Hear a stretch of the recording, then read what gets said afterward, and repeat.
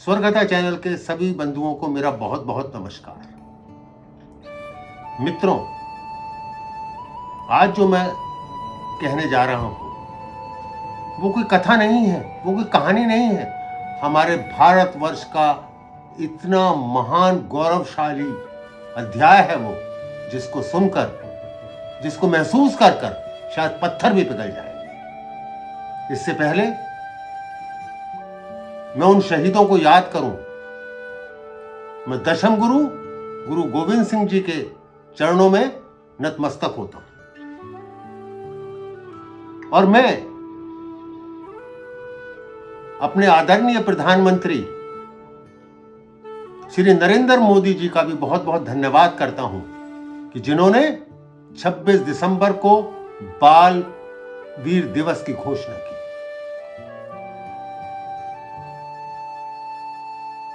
हम सभी जानते हैं कि गुरु गोविंद सिंह जी से बड़े संत योद्धा कोई नहीं हुए इस इतिहास में।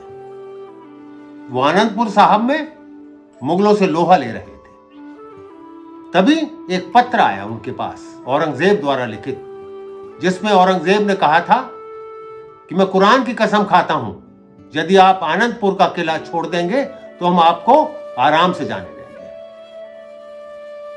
गुरु गोविंद सिंह जी को खतरा तो था, उनकी बात पर कैसे विश्वास करें, परंतु कुछ साथियों ने सलाह दी कि इसी में बेहतरी है कि हम इस किले को छोड़ दें। गुरु गोविंद सिंह जी अपने चंद साथियों के साथ वहां से निकल चल पड़े। रास्ते में सरसा नदी पार की बहाव बहुत तेज था।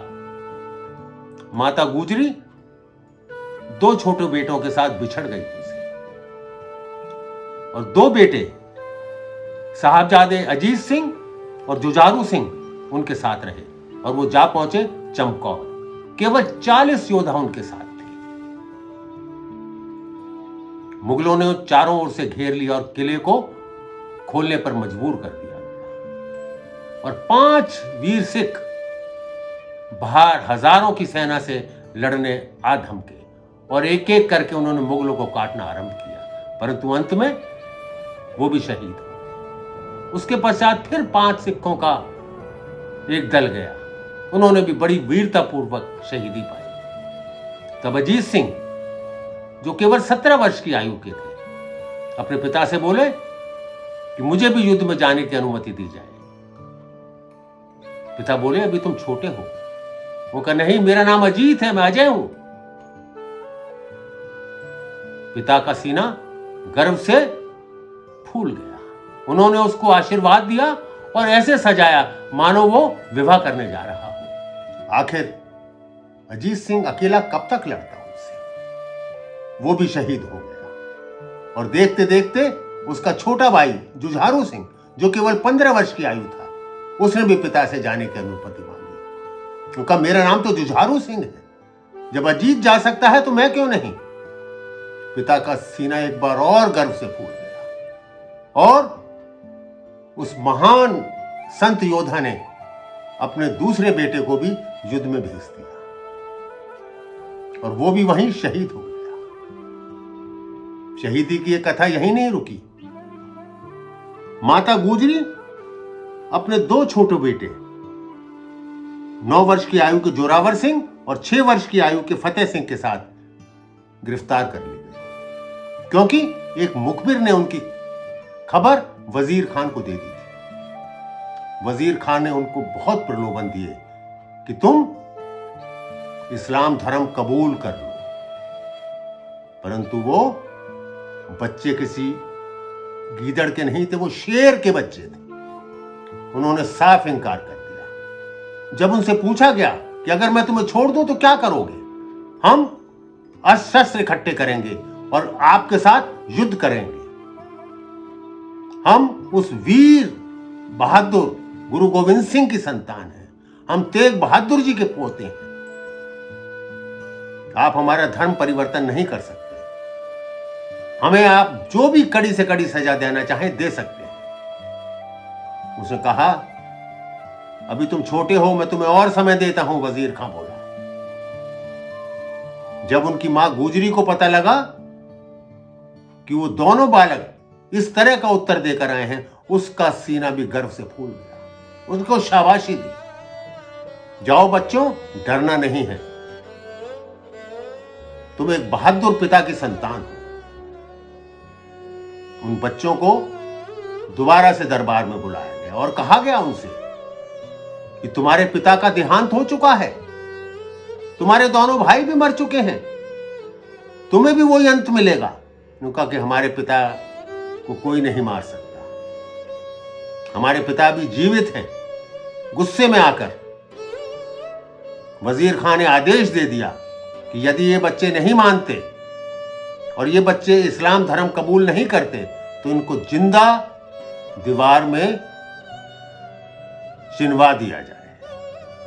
तो बच्चे टस से मस नहीं हुए, हंसते रहे और जपजी का पाठ करना आरंभ कर दिया उन्होंने। आस्ता आस्ता दीवार बड़ी होने लगी और जब उनकी गर्दन तक पहुंची तो एक बार फिर वजीर खान ने कहा कि अभी भी समय है, तुम इस्लाम धर्म कबूल कर लो, तुम्हें बहुत ऐशो आराम की जिंदगी दी जाएगी। परंतु वो तो शहीद होने के लिए तैयार बैठे। धर्म का पालन उनके लिए सबसे बड़ा था, इसके लिए वो कोई भी कुर्बानी देने को तैयार थे। जब दीवार बिल्कुल उनके गर्दन से ऊपर जाने लगी, एक बार फिर उनसे पूछा गया। इस पर वजीर खान ने आदेश दिया कि इनका सर धड़ से अलग कर दिया जाए और नतीजा ये हुआ कि दोनों बच्चे शहीद हो गए। ऐसी शहीद शायद दुनिया के इतिहास में इससे बड़ी शहादत कभी किसी ने नहीं दी। अपने धर्म की रक्षा के लिए, अपने देश की रक्षा के लिए, यह हम सबके लिए बहुत बड़ी शिक्षा है कि धर्म और देश से बड़ा दुनिया में कुछ नहीं है, संसार में कुछ नहीं। आओ हम सब 26 दिसंबर को मिलकर उनको याद करें, उनकी शहीदी को याद करें और कसम खाएं कि अपने देश के लिए, अपने धर्म के लिए अपने प्राणों को भी न्यौछावर करने से नहीं हिचकिचाएं। मैं एक बार फिर से शत नमन करता हूं उनके शहीदों को। भारतवर्ष में आज धर्म जिंदा है तो केवल इसीलिए इतने साहसी और वीर बालकों ने इस पृथ्वी पर अवतरण किया। वो कोई बालक नहीं थे, वो तो शायद ईश्वर की भेजी हुई बहुत बड़ी शक्ति थी जो हम सबको शिक्षा देने आई थी। मैं आप सभी से अनुरोध करूंगा कि 26 दिसंबर को इस शहीदी दिवस को नमन करके मनाएं और याद रखें उनकी शिक्षा को।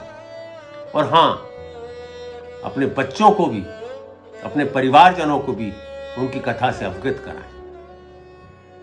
और यदि कुछ भी ना हो सके तो कम से कम 2 मिनट का मौन उन सबके लिए धारण करें।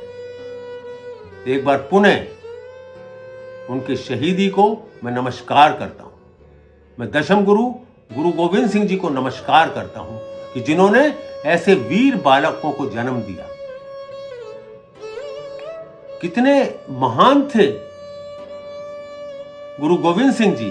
अपने चारों बच्चों को बलिवेदी पर मातृभूमि और धर्म के ऊपर चढ़ाने के बाद जो बोल उठे, 4 मुए तो क्या हुआ, जीवे कई हजार। एक बार पुनः शत शत प्रणाम। बहुत बहुत धन्यवाद आप सभी का।